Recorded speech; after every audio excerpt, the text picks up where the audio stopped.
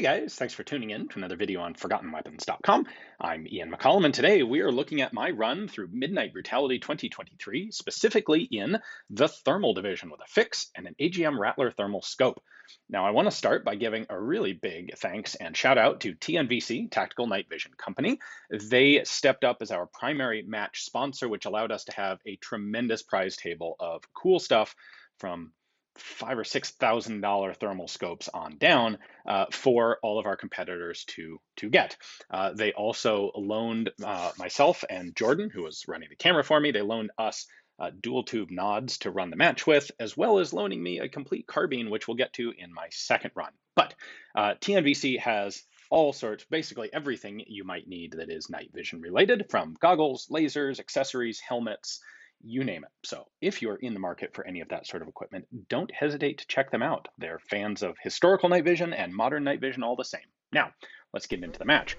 Our first stage here is sort of a classic brutality / two-gun sort of stage. We have a VTAC barricade. There are two targets in the far corners of the range. You have to hit them, and then you knock down a popper in the middle. You have to run down range, reset the popper, come back, and repeat the process. Now, I'm not showing these stages in the order that I shot them. I actually started on stage 3. I'm showing them in order from 1 through 6. And by the time I got to this stage, there was enough moonlight out that I was able to run this without using nods, which is something that you'll see throughout the course of this match. I cannot use night vision goggles and this scope at the same time because, well, they bump into each other. The eye relief doesn't work that way. I did try using a single tube over my right eye since I'm left-handed and left-eyed, but even that bumps into the scope and I can't use the scope with a single tube. So, I apologize, a little bit of distortion, corrupted file from our Opsin digital camera here. But I am using the scope here without any night vision goggles, and there is enough moonlight by this point in the match that I'm able to, for example, see my way running down to the end of the range to reset that popper. So once I get back here, let's dig back into how the shooting goes. The rifle here is a fix made by Q, an 8.6mm blackout. I did a video on that specific rifle yesterday, and I have an AGM Rattler TS 35-640 thermal scope on it. Now, none of our targets in the match here were actually heated, and so I was still able to actually do pretty well overall, despite the fact that the targets are, for me, basically camouflaged. So you can see there, I just zoomed from 2 power up to 4 power to get a better view of the targets.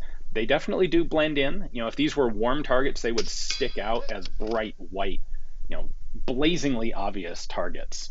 In fact, you can see the white spot from the bullet when I fire.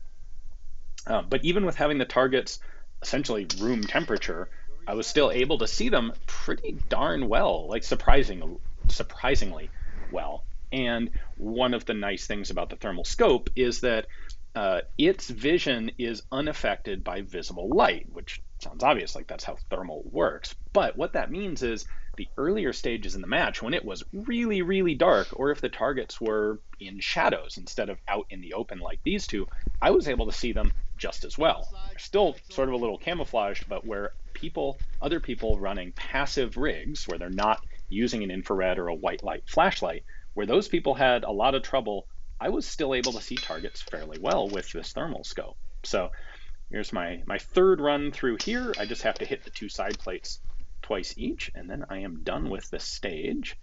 And overall, this one really went fairly well.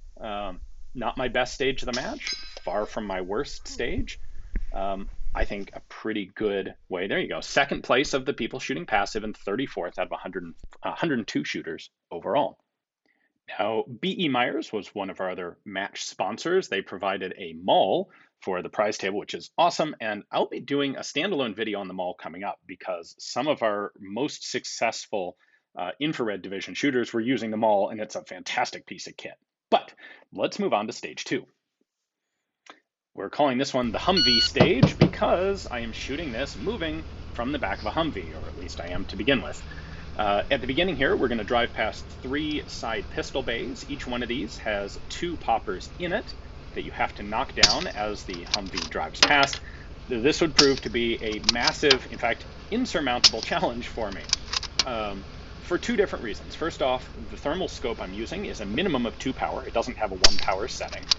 And secondly, and more importantly, I'm using a bolt action rifle. And so I only have 2 or 3 shots available to me in each of these bays. And I get really close to a couple of these, like that one. I'm really close to it, but I just don't quite hit.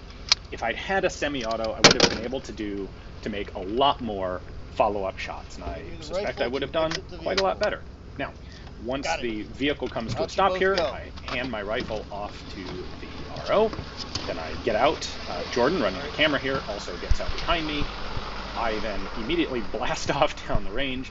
There are 3 positions down here from which I have to hit a spinner. Now, we don't actually have to spin it, but this is actually a double spinner, which means there are 4 plates, 2 top and 2 bottom, and I have to engage 1 hit on each of them from each of 3 positions. So first off here, I have to find the thing. This was the most difficult stage.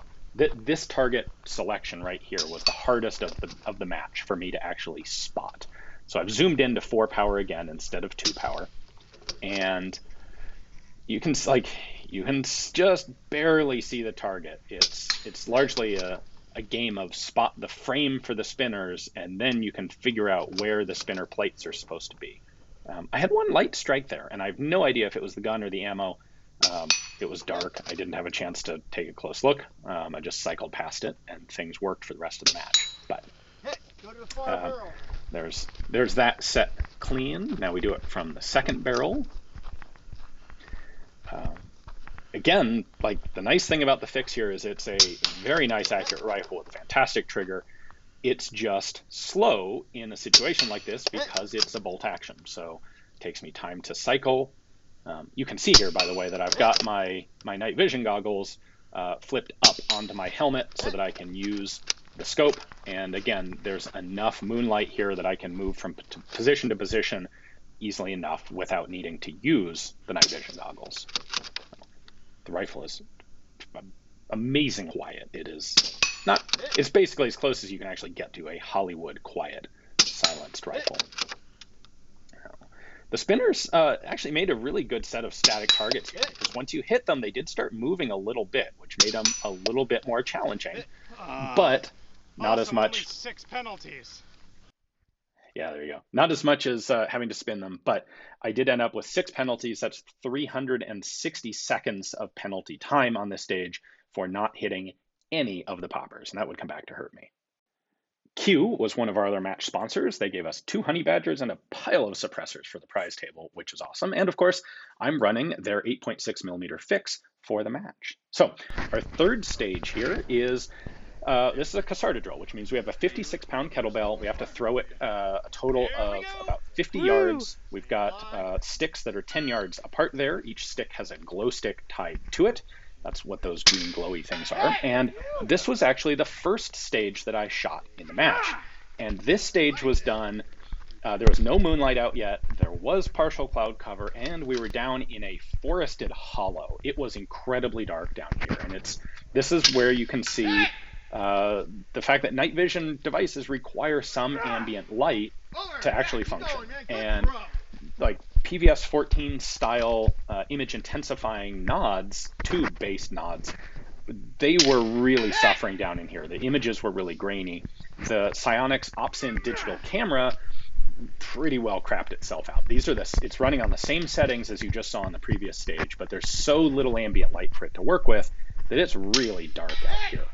That said, like I mentioned with the thermal scope in the previous stages, it is completely unaffected by visible light. And so even though it's incredibly dark, I actually have a pretty good view of the target. You can see it there, silhouetted against some of the trees in the background. And I was actually able to run this stage completely, perfectly clean. I did not miss a single round. And this was a stage that was very difficult for a lot of shooters, especially other people with passive systems where they didn't have a really big white or infrared flashlight to use to actually see the target. So I really enjoyed this. This is another one where I ran this without my night vision goggles because I didn't want to have to be going back and forth between the goggles and the scope, lifting the goggles up and flipping them down. And it was really, really dark. Basically, the only reason I was able to do this without goggles is because of that trail of glow sticks on the shooting path that kept me, gave me an idea of where I was actually going. So this is a stage that I have always really enjoyed. And here we go. Almost the last shot here. I forgot to rack the action there. Oops.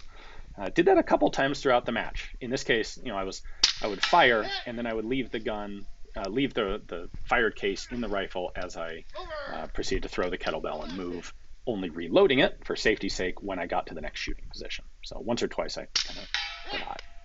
There we go. Note there, we have. How you feeling? That was better than I expected it to go. Yeah, being my first stage of the match, I was really curious about how's this all going to work. And much to my little surprise and definitely to my happiness, it worked out really well here. All right, stage 4, mines. This is brought to you by our fourth and final match sponsor, Varusteleka. It seemed like about half the people at the match were already wearing Varusteleka stuff. They make all sorts of great outdoor clothing, including the wool shell that I was wearing for this run through the match. So we're now proceeding in chronological order. We have a little bit more light here, and this stage is shot out in the open. So the Opsin is still suffering a little bit, but you can at least actually see me now. The idea of this stage is we have 3 targets out downrange, a near one, a middle one, and a far one. You have to carry an anti-tank mine with you, and then at each of the 3 shooting positions, there are 3 more anti-tank mines. When you get to a position, you have to flip one over. Oh, here I'm just trying to find it. You have to flip over a mine, and on the back is a piece of paper with a word written either closest, middleest, or farthest. And that is the target that you have to engage. The idea being you have to be able to read something up close and then also shoot at something far away. So night vision goggles, there's me forgetting to cycle the action again. Night vision goggles have a fixed focal distance. And if you want to see your target crisply, you're going to see a complete fuzzy blur up close. And we wanted to force people to adjust back and forth because maybe, you need to read some information up close. By the way, the reason that we wrote the word middleist on the target was so that all 3 of these, close, middle, and far, are about the same number of letters long. They all look pretty similar, and you have to actually get a decent view on the mine to be able to determine which target you have to engage. So what I did here is I kept one of my 2 tubes focused up close. So when I get to a position, I will flip the nods down, use that close-up focus to read my target engagement, and then flip the nods back up so that I can use the scope in the rifle. And these were kind of difficult targets. They weren't as hard to see, but they're harder to hit. They're relatively small targets. We've got 75 out to about 125 meters here, engagement ranges, and less than full-size targets. It's very difficult to shoot prone with a helmet and nods, and so I was doing this from a kneeling position instead. Prone would have been easier, but it would have taken a lot of time to get into that position, which is why I didn't do it. So there we go. Farthest target this time. This one, by the way, is it's kind of hard to hear the hits on that far target. That was a miss. That, by the way, was, I believe, headlights way up the hill, briefly illuminating the range. And that one, it's a barely audible hit, but it was confirmed a hit by the guys following me. So I have to do this a total of 7 engagements. So you start on the left end, you go to the right, back to the left, back to the right, and then you're finished.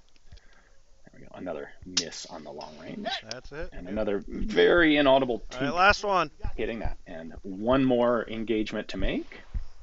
Par time for all of these stages, by the way, was 200 seconds. So 3 minutes and 20 seconds. Here we go. Oh, miss. Come on, I'm running out of time at this point. There we go. And there's my 200-second par. How you feeling? Par. Oh, man, that was close. Just under par. 197.58. So the people shooting passive, which is to say me, I was the only person running thermal in the match. and then there were 12 people who were running passive infrared, so no light illumination. We all had some, it was a little trickier to properly read the mines, especially before the moon came out. All right, stage 5, this is our shoot house, and I had an interesting experience here with my You ready scope. for the fun stage, Ian? Oh yeah. It was kind of weird. The blind night stage. Oh yeah, the blind night stage. So I've got the scope turned on and I've got it recording. You can see it's got a little recording timer in the upper left corner. And right there, while I'm not actually looking at it, the low battery light comes on. So this stage starts, you run maybe 20 yards down this little path, and you get to a fully protected 360-degree berm with a shoot house in it. But you have to hit the spinner 4 times before you go in. Well, I come down and I've got this giant friggin' battery warning in the middle of my vision. And I actually make the first hit through that thing. You're seeing here exactly what I saw in the scope. I tried to make a couple other hits because I actually hadn't ever gotten this warning message in the scope before. After trying 2 or 3 hits, I finally gave up, started poking at the scope, and realized all I had to do was press any button and it would go away. Once I realized that, I'm able to make my 3 remaining hits here pretty easily. Before you go into the shoot house, of course, you toss a flashbang in. Everyone at the match had a flashbang provided for this. These come from Enola Gay. And we got a cool shot of me coming in. Pow. By the way, if you're looking at that thing when it goes off in your nods, it will definitely disorient you. We then have, this was a blind stage, so no one got to see it before they shot it. There are a number of targets in the different rooms. It was really cool, except with a bolt action kind of anticlimactic. Like this would have been a lot better with a semi-auto where you could run and gun nice and fast through it. The hit requirements were 2 shots on each target, so that takes some time with a bolt action.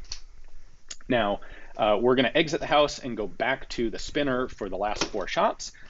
In order to ensure that the rifle is safe, we're going to put in the mag, pull the mag, well, you're going to pull the mag and fire the round that's in the chamber. I managed to get this, like I had to reload to get my last round and then immediately pull the mag back out.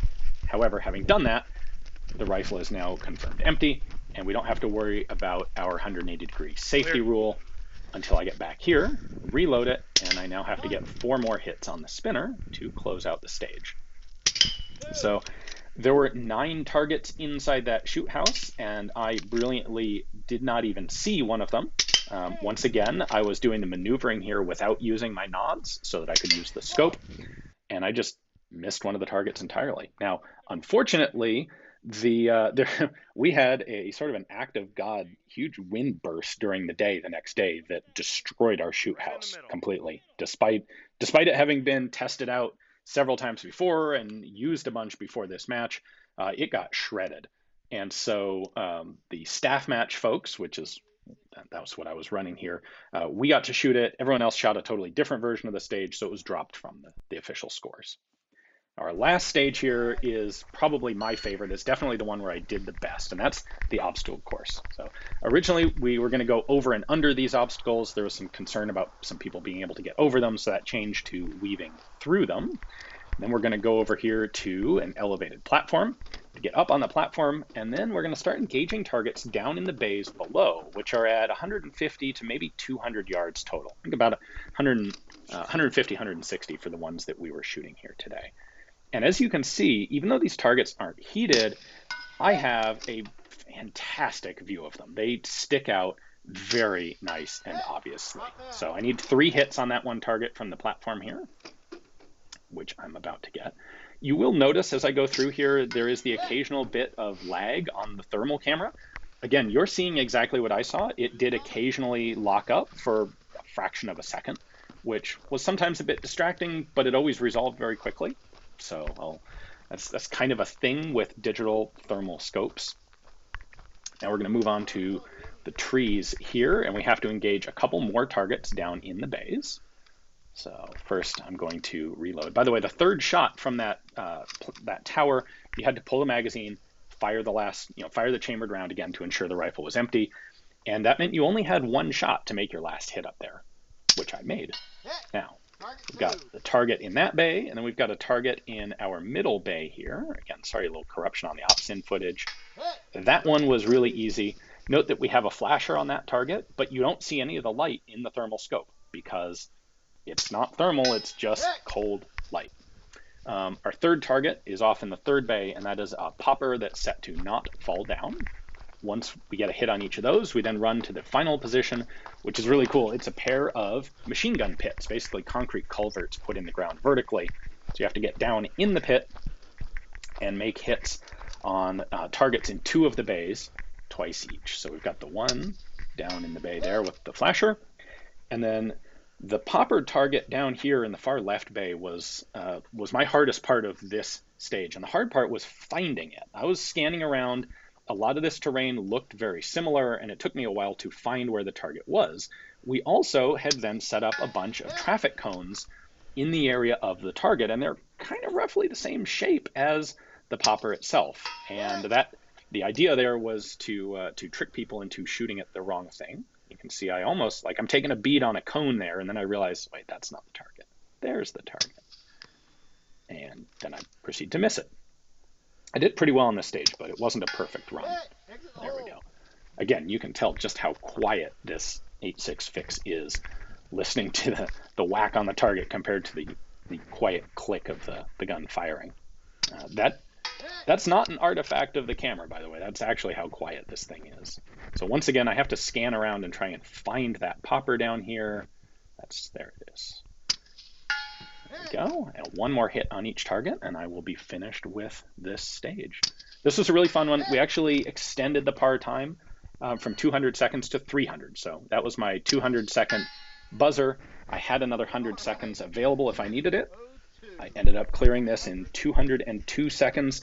This gave me an overall score of 29th out of 102 shooters and 2nd out of the 13 total people running passive setups. Overall, we had a fantastic time. This was our first go at an all-night match, helped extensively by the One Shepherd cadre, who really made it possible to run this safely. They have experience running at this range at night. So once again, I'd like to give a big thanks to all of our match sponsors, Tactical Night Vision Company, first and foremost, supported by B.E. Meyers, Q, and Varusteleka. They made the match possible. They made the fantastic, awesome prize table possible. So there will be more video coming. I have a second run that I did in the match using a Desert Storm era active infrared system on loan from TNVC, and that'll be coming next week. So stick around. Hopefully you enjoyed the video. Thank you very much for watching.